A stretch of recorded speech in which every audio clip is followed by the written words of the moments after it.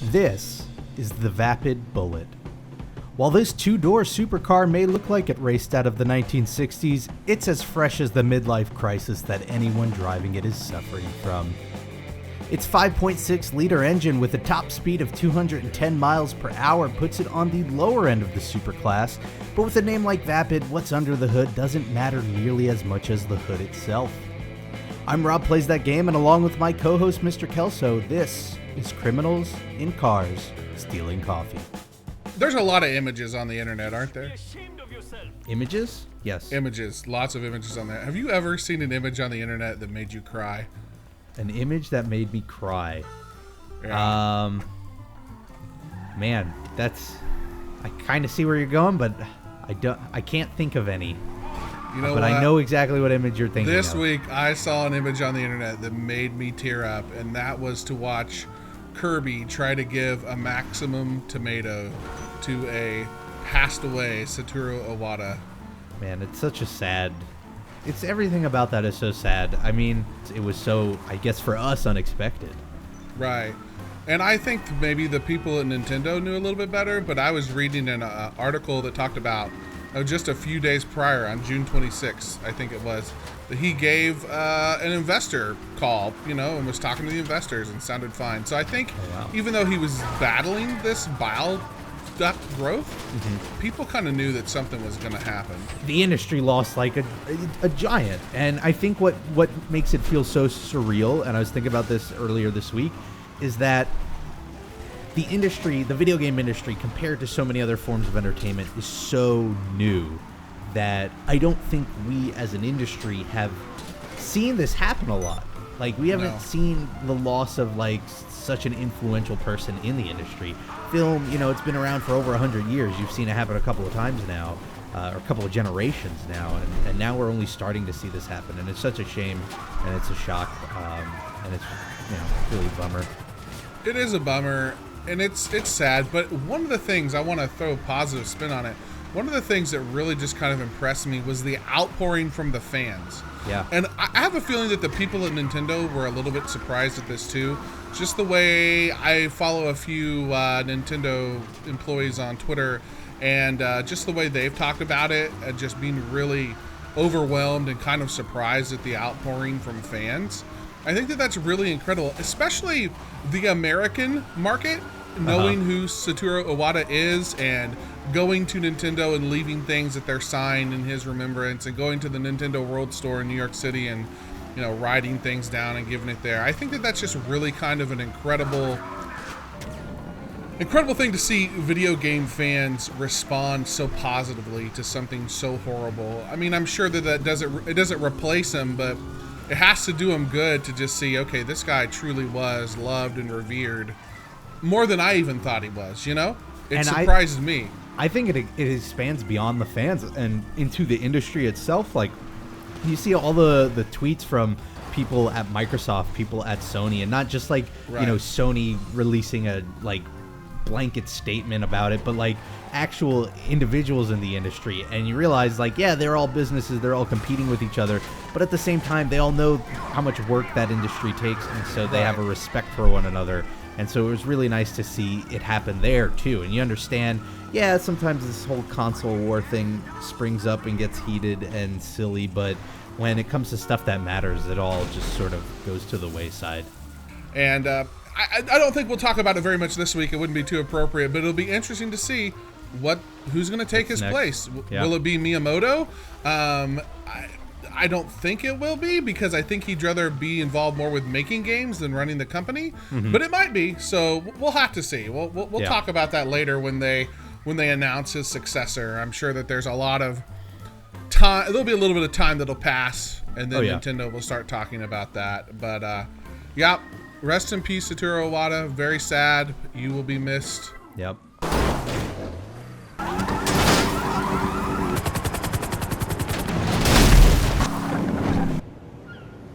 Why do you think it is that Warner Brothers gets so ticked off when their stuff gets leaked, where Marvel's just like, oh well, it happens? They don't know what they're doing.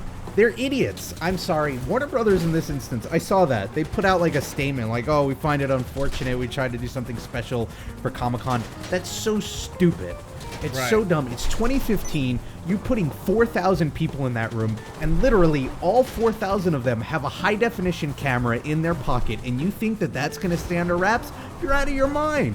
Like, of course Right. it's going to be uploaded, and it's going to be put out there. If you want to do something special for those people, do something special. That's fine, but it can't be a video because that's going to be pirated. Look at what Star Wars did. They had a special, like, Star Wars concert, which, again, that can be pirated and uploaded, but a concert experience isn't going to be the same. Whereas, like, watching Right. a trailer kind of is. So I don't know. Right. It was such a weird thing for them to complain about that because they just look petty over it, and Right. it's weird. I don't know. And you know, I'm really trying to like what DC is doing and Warner Brothers, and I'm just like, I'm struggling with it. Like, I watched the Batman versus Superman trailer, and I'm like, okay, this takes place right after Man of Steel. Right. It's like, it is just so dark and gritty, and I'm just like, I'm so not into this. I mean, Well, that's I their know, thing, you know. I know it's their thing. But it's like, Superman should not be having big emotional breakdowns on screen and having his mommy tell him what to do. But he I have to disagree a little bit because for Superman, like he needs to have internal weaknesses because he's got virtually no physical weaknesses. I will agree. I think they're just trying not to be witty and funny because they don't want to appear too much like they're looking at Marvel and going, us too. Yeah, we're going to do that too. We're going to be just like that. So they're trying to separate it. It's weird. The video game analogy that I've been thinking of is it reminds me a lot of Saints Row and Grand Theft Auto, where it's Okay. like they've each found a direction that works for them and they want to go with those direction, and I would rather not see either try to emulate the other. So I'm kind of glad, Right. even if I don't prefer one over the other, you know. Right. But it kind of goes for me back to the attitude that Warner Brothers has, and it just seems like they have about it. They're just it's so businessy. And I know for Marvel it's a business too, but you know, they just take it so seriously. I almost wonder if it's reflected too much in the films. They look like they're trying too hard. There he is!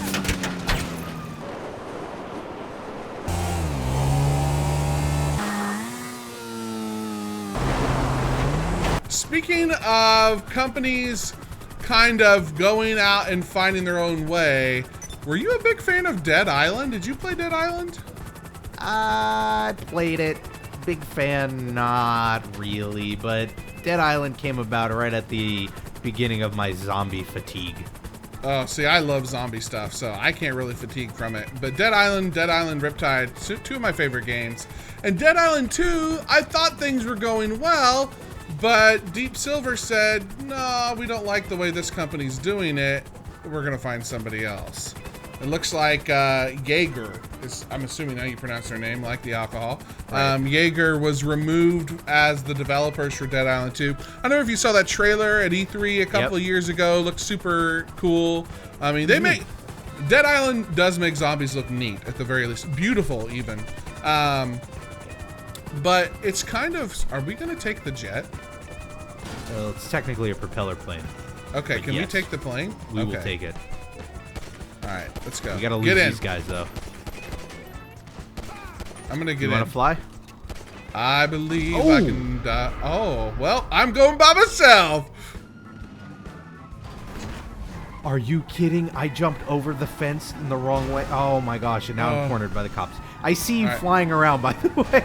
Yeah. You know I'm what? just- Go fly. I will try and follow you by land. All right. Let's see if I can land. Oh boy. What's the chances that I can land here? Is there like a landing gear button? Yeah, it's the wheels. The horn.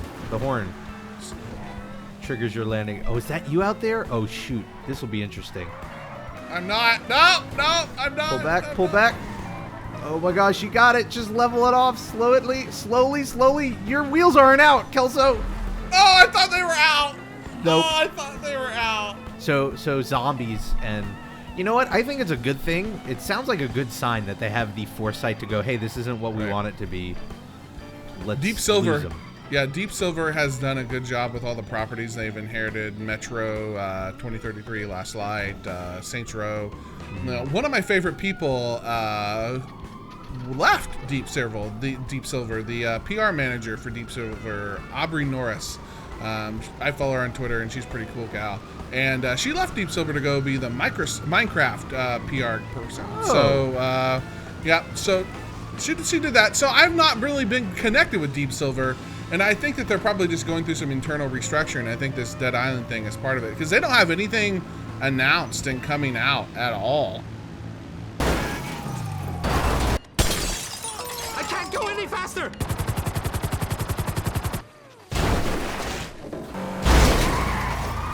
Oh, let's go down the train tracks. Okay. There's no Did cars. They stop? Did the train actually stop? Yeah. Wow. Are we going I left? wonder. Wait. This may be our. Let's get on the train. Why do you want to get on the train? Like, I want to ride it. Oh, you want to drive on the train? Okay. Yeah, can we I've done that drive? before. Yeah, it's possible. I wish there was a jump. Ugh. All right, let's give it a shot here.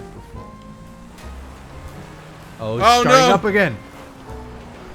Whoa. I'm gonna let it go. We can do it. It's possible. No, it's possible to do. It's easier when it's on the move. I gotta get on the other side of it. Man, this makes me want to watch Fast and the Furious. Yeah. Let's follow the train. We're like hijackers. Yeah, like in the Fast and the Furious. Yeah. I'm just gonna tie everything back into the Fast and the Furious franchise. If we had horses, it would be like Red Dead Redemption. Yeah. Vin Diesel on a horse. What are you up to stream-wise? What have you been... Man, how do you decide what to play? I have so many options on the table, and I never know which to pick. Mm-hmm. The problem is the game I want to play most is the one I think people don't want to watch the most, which is Assassin's Creed Rogue, which is like last gen, and it's Assassin's Creed. But like, I love Assassin's Creed, and I want to get that bit of the story in. Just play it.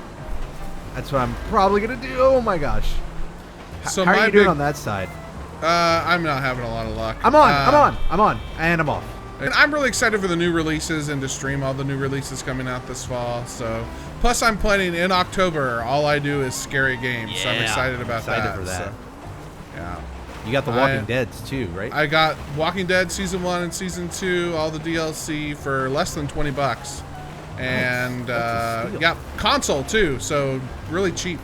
And then I'll probably use GameFly for just about everything else I need. My thing with the games that aren't like AAA releases, I'm really wanting to pay $60 for. If I can't get it for I'm gonna wait until I can get it for 15 or less before I really spend a lot of time with it. Like Alien Isolation, if I can't buy it for $10 by then, I'm gonna just GameFly it. This is perfect. Perfect jump. Get ready. All right. Timing is everything on this. Yeah, I'm gonna screw that up. I am too, but it's all about trying. It's all about trying. All right, train's coming. Here we go. I did it. No, I didn't do it. Oh man. I didn't even come close.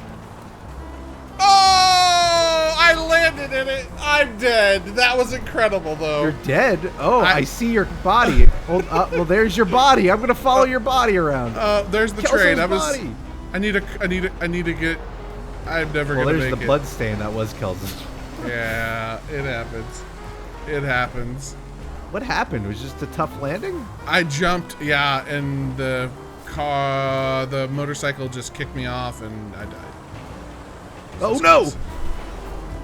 Now I'm under a bridge, and I live here now. This is my home. I'm here forever.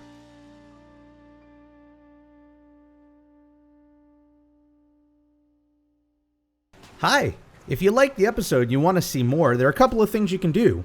The first and most obvious one is, of course, you could subscribe to this channel. We try to put out an episode every other week, but sometimes if there's a lot of news to talk about, we'll try and put one out every week.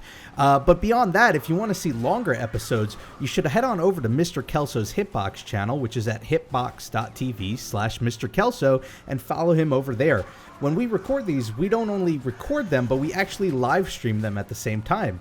And even though these videos turn out to be 10 to 15 minutes long, the recording sessions usually go on for about an hour and a half to 2 hours. So if you want to see longer videos that sometimes cover topics that don't make the final cut, head on over, check out his channel, and give him a follow.